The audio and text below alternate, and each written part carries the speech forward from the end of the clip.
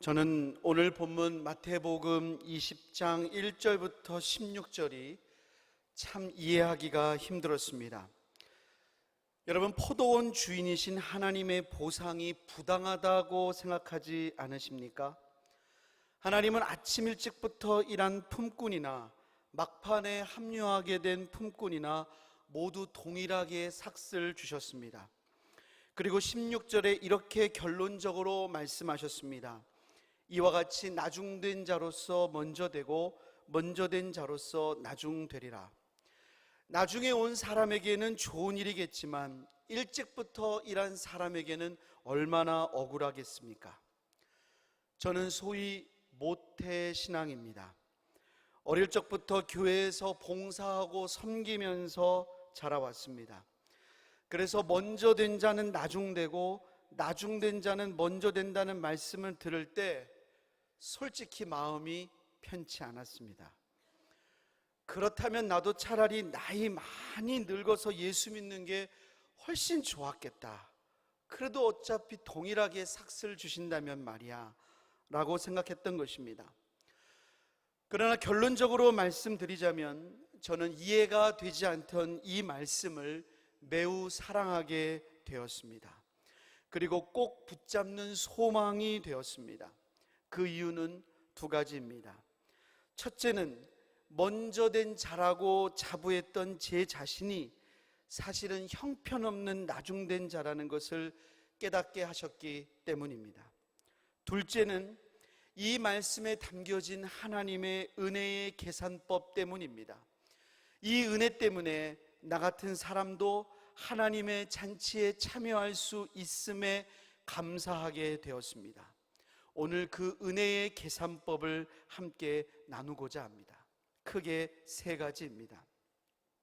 첫째는 구원이 은혜입니다. 우리 1절부터 2절 말씀을 함께 읽겠습니다. 1절 2절 시작.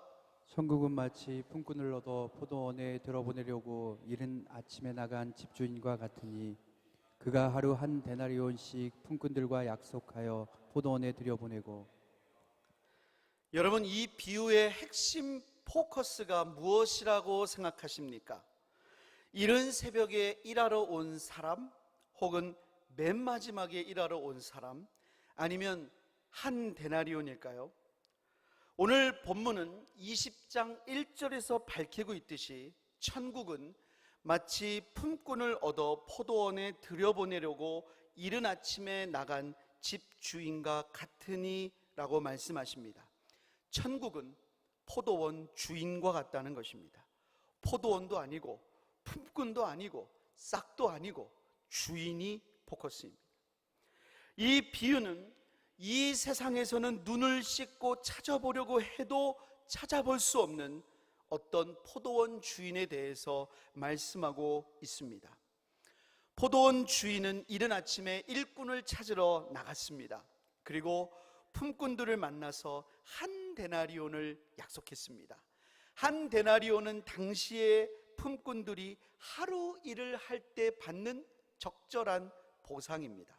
그런데 저녁이 되어 셈을 하게 되었습니다. 주인은 오후 5시에 일했던 사람부터 삭슬 줍니다. 이 사람은 단 1시간만 일하였습니다. 이른 새벽부터 일한 사람이 하루 종일 일한 대가로 한 데나리온을 약속받았습니다. 아마도 그 사람은 적어도 12시간은 일했을 것입니다. 그렇다면 1시간만 일한 이 사람은 어느 정도를 받아야 적절하겠습니까? 한 데나리온의 12분의 1이나 많이 쳐도 한 10분의 1 정도면 알맞을 것입니다. 그런데 주인이 이 1시간 일한 사람에게 한 데나리온을 주시는 겁니다. 와우! 얼마나 기뻤겠어요. 그런데 더 신나서 입이 찢어진 건 먼저 온 사람들이었습니다. 1시간 일한 사람이 한 데나리온을 받는다? 그러면 반나절 일한 사람, 오전부터 일한 사람, 이른 새벽부터 일한 사람은 얼마나 더 많이 받겠습니까? 그런데 포도원 주인은 모두에게 한 데나리온씩을 주는 겁니다. 오늘 본문 10절부터 12절 한번 읽어보겠습니다. 시작. 먼저 온 자들이 와서 더 받을 줄 알았더니 그들도 한 데나리온씩 받은 후 집주인을 원망하여 이르되 나중은 이 사람들은 1시간밖에 일하지 아니하였거늘 그들을 종일 수고하며 더위를 견딘 우리와 같게 하였나이다. 이 사람들 입이 쭉 나왔습니다. 그리고 원망합니다. 나중은 이 사람들은 1시간밖에 일하지 아니하였거늘 종일 수고하며 더위를 견딘 우리와 똑같이 대우했다는 것입니다. 여러분, 이 사람들의 말도 일리가 있습니다. 근데 여러분, 포도원 주인의 답변을 한번 들어보시기 바랍니다. 13절 14절 읽어보겠습니다. 시작. 주인이 그 중에 한 사람에게 대답하여 이르되 친구여 내가 내게 잘못한 것이 없노라. 내가 나와 한 데나리온의 약속을 하지 아니하였느냐. 내 것이나 가지고 가라. 나중은 이 사람에게 너와 같이 주는 것이 내 뜻이니라. 포도원 주인은 일찍부터 온 한 사람에게 대답하였습니다. 친구여, 내가 네게 잘못한 것이 없노라. 네가 나와 한 데나리온을 약속하지 아니하였느냐. 네 것이나 가지고 가라. 나중은 이 사람에게 너와 같이 주는 것이 내 뜻이니라. 사실 포도원 주인은 약속을 어긴 적이 없었습니다. 이른 새벽에 품꾼을 모을 때 약속한 값을 그대로 지불하는 것입니다. 다만 나중에 온 사람에게도 동일하게 주겠다는 희한한 계산을 한 것뿐입니다. 여러분, 이렇게 했을 때 결국 손해보는 사람이 누구이겠습니까? 여러분, 누가 손해를 봅니까? 어느 누구도 없습니다. 이른 새벽에 일한 사람도 사실 손해보는 것 없습니다. 자기가 받아야 될 충분한 대가를 받은 것입니다. 오직 포도원 주인만 손해본 것입니다. 근데 문제는 다른 품꾼들이 내가 손해봤다고 느끼는 거예요. 근데 그 사람들은 사실 손해본 거 아니에요. 손해본 사람은 한 분밖에 없어요. 주인밖에 없어요. 사실 이 세상에서 품꾼을 쓰면서 이렇게 셈을 하는 주인은 없습니다. 그러면 품꾼을 써서 이득을 보는 게 아니라 오히려 손해만 입을 것이기 때문입니다. 왜 자기 살림을 깎아먹으면서 품꾼을 쓰겠습니까? 그런데 여기에 구원의 은혜의 본질이 담겨 있습니다. 본문 15절 말씀 읽어보겠습니다. 본문 15절 말씀 시작. 내 것을 가지고 내 뜻대로 할 것이 아니냐. 내가 선함으로 네가 악하게 보느냐. 너무나 선한 포도원 주인, 그래서 자기 살림을 퍼다 주기에 급급한 이 포도원 주인은 바로 하나님이십니다. 정말 상식에 맞지 않는 포도원 주인입니다. 이 주인은 막판이라도 저 일하고 싶습니다. 그러면 다 받아줬습니다. 이런 주인에게는 품꾼이 있으면 있을수록 손해일 것입니다. 그런데 이 비유에서 예수님은 이렇게 너무나 선해서 상식에 맞지 않는 포도원 주인을 설정하신 이유가 있습니다. 하나님이 바로 이와 같은 분이심을 보여주는 것입니다. 하나님이 바로 이런 분이십니다. 하나님이 베푸신 구원의 은혜가 바로 이런 것입니다. 그리고 이와 같은 하나님 베푸신 구원의 은혜는 우리의 상식에 맞지 않습니다. 여러분, 구원이 무엇입니까? 구원은 간단히 말하면 이것입니다. 하나님은 손해보고 우리는 선물로 받는 것입니다. 오늘 설교의 제목은 그 자체가 딜레마입니다. 오늘 설교의 제목은 은혜의 계산법입니다. 본질적으로 은혜와 계산이란 단어는 맞지가 않는 개념입니다. 계산적으로 따져서 주는 것은 은혜가 아니기 때문입니다.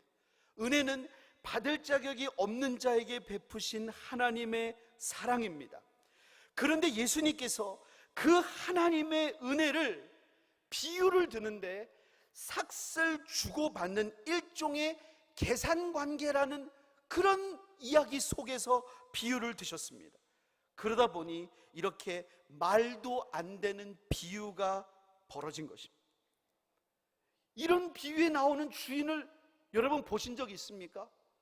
다른 예수님의 비유는 우리가 일상생활에서 접할 수 있는 것이 있습니다. 근데 이런 포도원 주인은 만날 수가 없어요. 왜냐하면 예수님께서 은혜를 계산이라는 방식에 넣어서 비유로 푸셨기 때문입니다. 그래서 이 비유는 이성적인 눈으로는 납득되지 않는 딜레마를 갖고 있습니다. 은혜는 이 세상에서 찾아볼 수 있는 것이 아니기 때문입니다. 은혜는 하나님만이 주시는 것입니다. 할렐루야. 그리고 하나님 앞에서만 누릴 수 있는 것입니다. 사실 일찍 온 사람들의 항변도 타당해 보입니다. 왜냐하면 이 세상의 논리가 그렇고 우리도 그런 방식으로 살아가고 있기 때문입니다. 그러나 이미 말씀드린 대로 이 천국의 비유는 포도원 주인에게 포커스가 있습니다. 천국의 주인이신 하나님은 이런 분이십니다. 하나님이 우리를 구원하기 위해서 마치 너무나 바보 같은 셈법, 자신이 다 손해보는 셈법을 하신 분이 바로 하나님이십니다.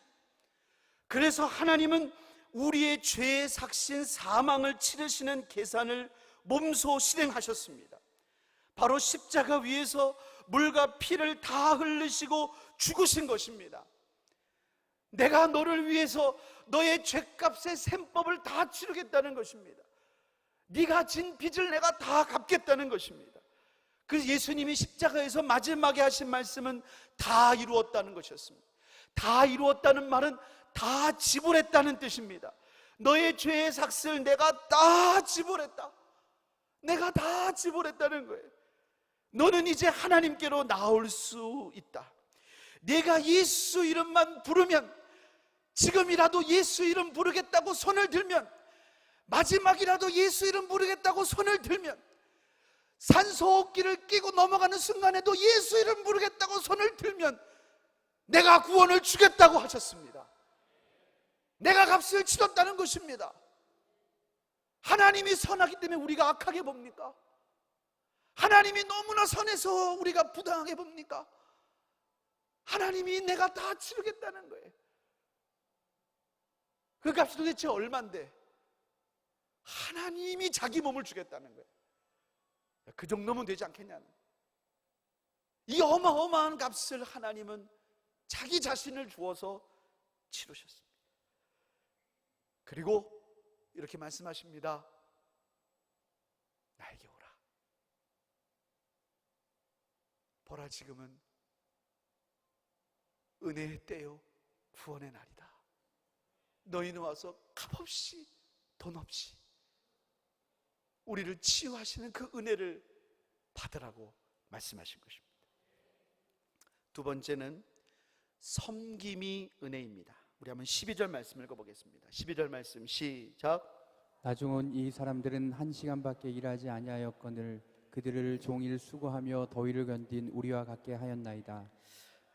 어떤 분들은 이런 질문을 하실 수 있을지 모릅니다.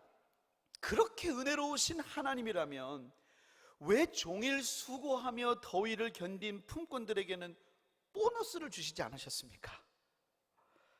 기브 앤 테이크가 상식이 된 현대인들에게 더욱 이런 궁금증이 일어날 수 있습니다.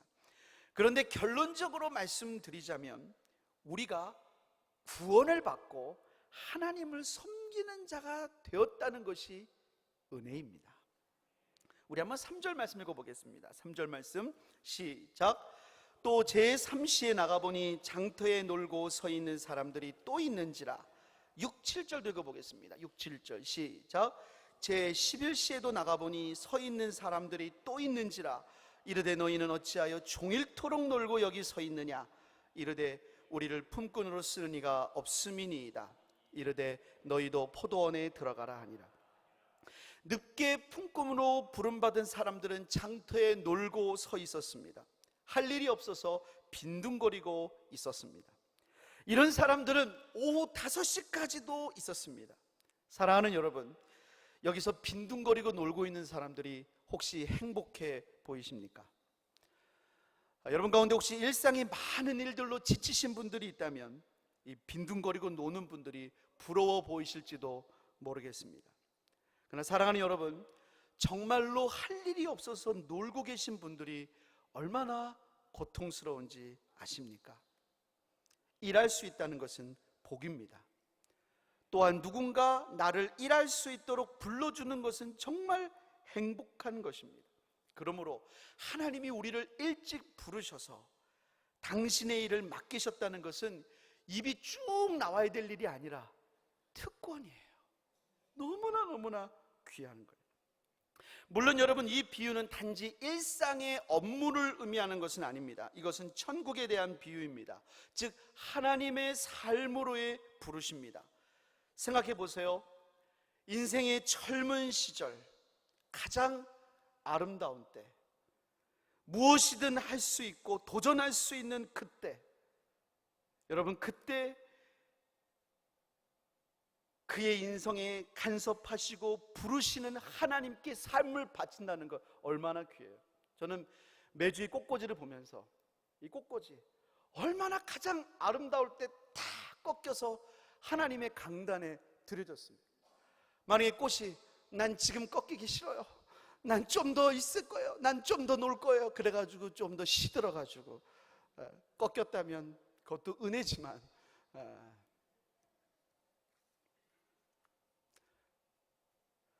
인생의 가장 아름다울 때, 가장 힘이 있을 때, 여러분 그때 우리의 삶을 탁 들여서 하나님께 드린다는 거, 여러분 얼마나 행복한 일이에요. 그리고 반대로 정말 내 인생의 가장 황금기를 하나님하고 무관하게 살았다, 이거 얼마나 비극적인 일입니까? 저는 가끔 장년이 돼서 예수님을 만난 분들이, 저는 청소년 때 예수님 몰랐어요. 전 청년 때도 예수님 몰랐어요. 우리 교회 청소년들, 청년 보면 너무나 부러워요. 그런 말씀 하시는 거 종종 듣습니다. 진짜 안타까우신 거 맞습니다. 2배로 열심히 일하십시오. 학생 시절에 주님을 만났어요. 중학교 1학년 때 예수님을 만났습니다. 너무너무 좋았어요. 진짜 열심히 학교에서 전도했습니다. 그리고 20대 나름대로 교회 사역한다고 열심히 주를 위해 드렸어요. 제가 올해 40이 되었습니다. 참 죄송합니다. 근데 여러분, 시간은 돌아오지 않아요. 그 시간을, 물론 그 시간 중에서 부끄러운 게 너무나 많지만 하나님께 드릴 수 있었다는 게 얼마나 좋은지 몰라요. 부러우신 분들 있으시죠? 많이 부러워하시기 바랍니다. 그리고 지금 헌신하세요. 지금의 시간도 오지 않으실 거예요. 지금 여기까지 나올 수 있는 힘과 에너지와 시간이 있잖아요. 지금 헌신하세요. 그런가 하면 중년의 분들을 생각해 봅니다. 어느새 중년이 되었습니다. 삶의 기반을 잡고 자녀들은 어느 정도 성장했습니다. 근데 갑자기 어느 날 거울을 보는데 나이가 들은 거예요. 아무리 발라도 해결할 수 없는 모습이 있는 거예요. 가족을 위해 헌신해 왔는데 다 떠나가고 빈 둥지를 지키는 서글픔이 밀려옵니다. 게다가 중년의 호르몬의 변화가, 호르몬이 막 변화되는, 그래서 여러분 소위 중년의 반란이 있는 것입니다. 전 여러분들에게 중년의 반란이 없기를 축복합니다. 근데 여러분, 그렇게 사람들이 막 중년에 내 인생의 의미는 뭘까? 자녀를 다 키웠네, 떠나가고 나는 도대체 어떤 의미로 사랑하는 것일까? 그렇게 인생에 대해서 비로소 질문은 덜지 그때에 만약에 하나님이 여러분을 부르시는 소명을 발견한다면 얼마나 행복할까요? 하나님께서 사랑하는 아들아, 사랑하는 딸아, 나는 네가 정말 필요하다. 나를 위해 네 삶을 헌신할 수 없겠니? 나는 네가 정말 필요하다 라고 부르시는 음성을 듣는다면 여러분의 가슴은 다시 뛰기 시작할 것입니다. 뿐만 아니라 우리가 하나님의 일을 감당하도록 부르심을 받았다는 것은 엄청난 은혜의 자리로 초청받은 것입니다. 하나님께서 우리에게 어떤 사명을 맡기신 것은 부려먹으려고 맡기신 게 1차가 아니에요. 먼저 은혜 주시기 위함입니다. 로마서 12장 6절 말씀 한번 읽어보겠습니다. 로마서 12장 6절 말씀 시작. 혹 예언이면 믿음의 불수대로. 은사는 하나님께서 교회와 성도들을 섬기도록 주신 것입니다. 근데 여러분, 이 은사라는 말은 카리스마타입니다. 근데 이 은사는 은혜대로 받았다 그랬어요. 은혜는 카리스입니다. 그래서 여러분, 은혜와 은사는 어근이 같아요. 말이 비슷해요. 은혜는 카리스, 은사는 카리스마타. 그러니까 여러분, 무슨 말이냐? 은사를 가지고 섬기면 섬길수록 하나님이 뭐를 주시냐? 은혜를 주십니다. 은혜를 받은 대로 은사로 섬기는 거예요. 그러면 여러분, 우리가 하나님이 주신 은사대로 섬길 때, 다른 사람을 유익하게 할 때, 우리가 축복의 통로가 될 때, 우리는 더 먼저 하나님의 은혜를 받는 것인 줄을 믿습니다. 여러분, 참 죄송하지만 제가 지금 설교를 하고 있는데 제가 말씀을 묵상할 때 받았던 것만큼을 제가 말로 다 표현을 못합니다. 정말 행복했습니다. 말씀을 묵상하면서 늘 매번 그래요. 이걸 어떻게 다 설명을 할까? 하나님께 기도해. 하나님, 제발 언어의 능력을 주세요. 어떤 때는 몇 번 설교해야지만 좀 다듬어질 때도 있어요. 너무나 하나님의 은혜를 맛보고 감사한 거예요. 저는 가끔 우리 교회에도 열심히 주님을 섬깁니다. 이 모양 저 모양으로, 굳은 일로, 이거 끝나면 저거 끝나고 저거 끝나면 저거 끝나. 어떻게 저렇게 섬기나. 그런데 그분들 보면요, 얼굴에 웃음이 있어요. 왜 그래요? 하나님이 섬기는 사람들에게 더 은혜를 주시는 거예요. 그 은혜로 감당하는 거예요. 체력으로 감당하는 것도 아니고 시간으로 감당하는 것도 아니고 하나님이 은혜를 주시는 거예요. 전 여러분, 그런 은혜가 충만하시기를 축복합니다. 사랑 여러분, 우리가 하나님 섬기면서 받은 은혜가 얼마나 큽니까? 시편 84편의 저자는 이것을 이렇게 고백했습니다. 한번 읽어보겠습니다. 시작. 주의 궁정에서의 한날이 다른 곳에서의 첫날보다 나은즉 악인의 장막에 사는 것보다 내 하나님의 성전 문지기로 있는 것이 좋사오니. 우리가 성전 문지기로 있는 것이 악인의 장막에 사는 것보다 낫고 주의 궁정에서의 한날이 다른 곳의 첫날보다 낫습니다. 할렐루야. 여러분, 우리가 예수님을 일찍 믿고 주님을 섬긴 것을 내가 그냥 종일토록 더위를 견디고 수고만 했다, 이런 식으로 고백하지 않기를 축복합니다. 기도의 사람 하이드는 이렇게 말했어요. 당신이 지금 하나님으로 인해 춤출 수 없다면 당신은 그 나라 가서도 춤출 수 없을 것이다. 무슨 말입니까? 지금 하나님 때문에, 하나님 내게 주신 은혜와 내게 맡기신 사명으로 인해 기쁨과 감사함으로 춤추면서 살지 못한다면 그 사람은 천국에 합당한 사람이 아니라는 거예요. 여러분, 우리가 그런 은혜 받았다는 게 얼마나 기쁩니까? 하나님 우리에게 일을 맡기셨다는 것은 특권입니다. 마지막으로 세 번째, 하나님만 자랑하는 것이 은혜입니다. 우리 한번 본문 16절을 한번 읽어보겠습니다. 시작. 이와 같이 나중된 자로서 먼저 되고 먼저 된 자로서 나중되리라. 이 말씀을 오해하는 사람들은 마치 저처럼 나중되는 것이 좋다고 생각할지도 모르겠습니다. 근데 이 본문에 대한 아주 의미 있는 설명이 있습니다. 예수님이 사용하셨던 언어는 아람어였습니다. 근데 이 말씀을 아람어식 표현으로 해석하면 해석의 뉘앙스가 좀 바뀌어요. 무슨 의미냐? 우리가 이걸 읽으면 순서가 역전된다. 먼저 된 자는 나중되고 나중된 자는 먼저 된다. 이런 식의 순서의 역전인 것 같지만 아람어식인 아람어풍의 해석으로는 모두가 동일하게 된다는 데 의미가 있는 거예요. 즉 의미의 방점이 순서가 뒤바뀌는 것이 아니라 모두가 동일하다는 데 있습니다. 즉 먼저 된 자는 나중되고 나중된 자가 먼저 된 듯이 모두가 다 똑같이 된다는 것입니다. 여러분, 그렇지 않습니까?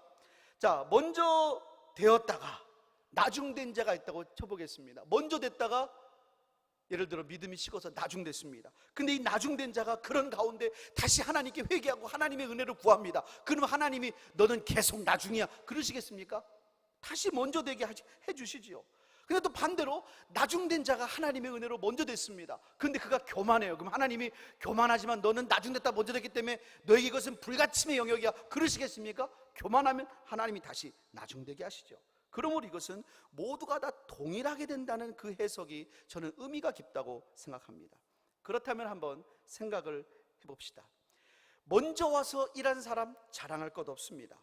맨 늦게 와서 행운처럼 삭슬 받은 이도 자랑할 것이 없습니다. 그럼 여러분, 천국에 있는 사람은 누구를 자랑할까요? 천국에 있는 사람은 누구를 자랑합니까? 하나님만 자랑합니다.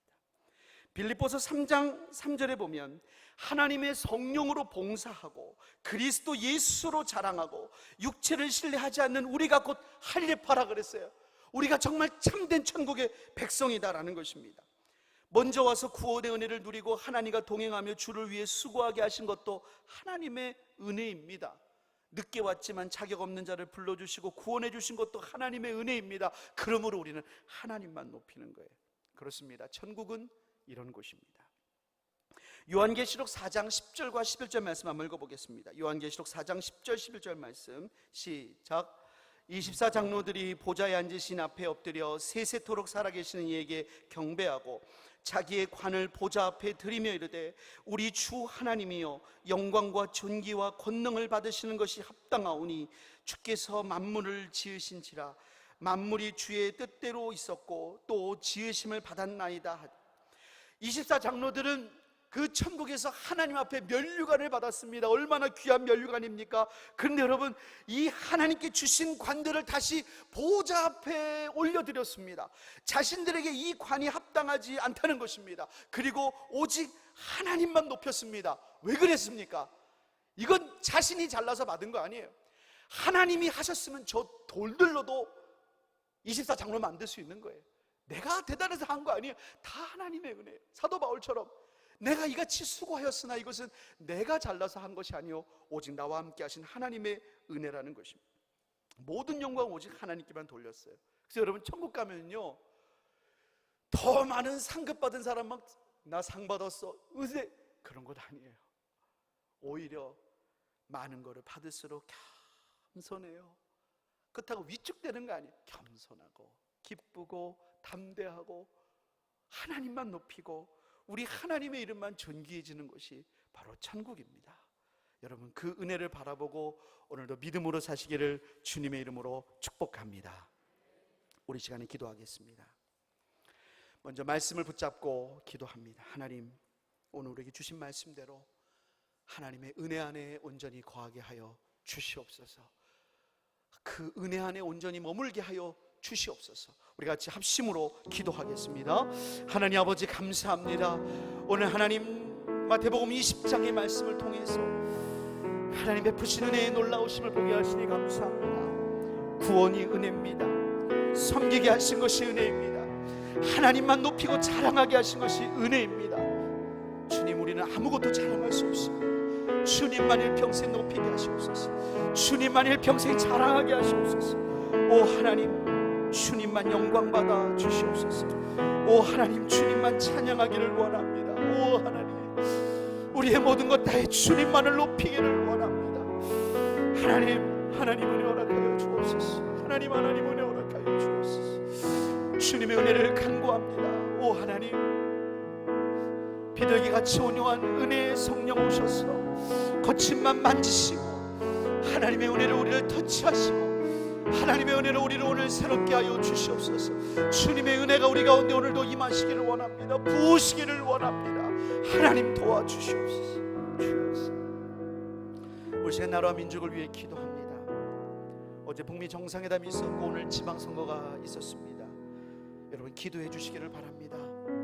국내외적으로 이 중요한 때 하나님의 선한 뜻이 이루어지게 하여 주옵소서. 우리 교회를 위해서 기도합니다. 비전 만천백을 위해서, 특별히 24일 우리 총력 전도 주의를 위해서 여러분 합심을 다하여 기도하시길 바랍니다. 특별히 여러분 사랑하는 담임 목사님을 위해서 기도해 주시기를 바랍니다. 늘 성령의 능력을 갑절로 더하여 주시옵시고 건강한 가정을 붙잡아 주시옵소서. 특별히 질병 가운데 있는 분들을 위해서 우리가 합심으로 기도하겠습니다. 하나님 아버지, 하나님, 이 나라와 민족을 주님께 맡겨드립니다. 이번 한 주간 정말로 중요한 한 주간이었습니다. 국내외적으로 하나님 정말로 한 획을 긋는 그런 시간이었습니다. 하나님의 뜻이 있음을 믿습니다. 하나님의 선하신 뜻이 드러나시기를 원합니다. 하나님, 바벨론과 메대와 바사와 헬라와 로마, 하나님, 이것이 다 열강이 아니고 하나님의 손안에 있었던 것처럼 이 세상을 주관하시는 하나님께서 하나님의 복음을 위하여 이 열방을, 우리나라를 주장하여 주시기를 원합니다. 이 일에 우리 교회를 세우시니 감사합니다. 비전 만천백을 속히 이루어주시고, 특별히 하나님 이번 6월 24일 총력 전도제를 통해서 하나님, 우리가 품고 기도하고 있는 영혼들, 그동안 나오지 못했던 영혼들 주님께 오기를 소원합니다. 담임 목사님을 성령의 기름에 갑절로 허락하여 주십시오. 주의 권능의 팔로 붙잡아 주시기 원하고 가정을 지켜주시기를 원합니다. 하나님, 질병 가운데, 여러가지 환난, 시험, 고통 가운데 주님의 얼굴을 구하는 분들이 있습니다. 오 하나님, 일일이 기억하여 주시옵소서. 하나님, 만져주시옵소서. 하나님, 지혜의 손길로 역사하여 주옵소서. 하나님, 그들의 눈물에 기도에 응답하여 주시옵소서. 오 하나님, 역사해 주시기를 원합니다. 우리 마지막으로 기도할 때 오늘 우리가 들고 나온 기도의 제목을 가지고 하나님 앞에 나아갑니다. 하나님, 오늘 우리가 주의 전을 찾을 때에 기도의 제목을 들고 나왔습니다. 하나님 아버지, 응답하여 주시옵소서. 하나님 아버지, 연락하여 주시옵소서. 여러분 기도하시기 바랍니다. 특별히 오늘 주관하는 캄보디아 지역을 위해서도 우리 같이 다 함께 기도하겠습니다. 하나님 아버지, 하나님 감사합니다. 오늘 우리가 주님 앞에 나올 때 여러 가지 기도의 제목을 들고 하나님 앞에 나왔습니다. 오 하나님, 오 하나님, 은혜 허락하여 주시옵소서. 주님의 은혜와 도우심을 간구합니다. 하나님의 은혜를 간구합니다. 주님, 주님 역사하여 주옵소서. 하나님 역사하여 주옵소서. 하나님, 우리 가운데 자녀의 문제, 건강의 문제, 직장의 문제, 관계의 문제, 아버지 가슴이 답답하고 컬컬한 문제를 들고 주님 앞에 나왔습니다. 세상에서는 소망이 없어도 하나님께는 답이 있기 때문에 우리 하나님 믿고 나왔습니다. 하나님 역사하여 주시옵소서. 캄보디아 지역을 주님께 맡겨드립니다. 모이게 힘쓰게 하시고 주의 얼굴 구하게 하시고, 하나님 오늘 주간으로 예배드리오니 주님 기쁘게 연락하여 주시옵소서. 감사하며 예수님의 이름으로 기도드립니다.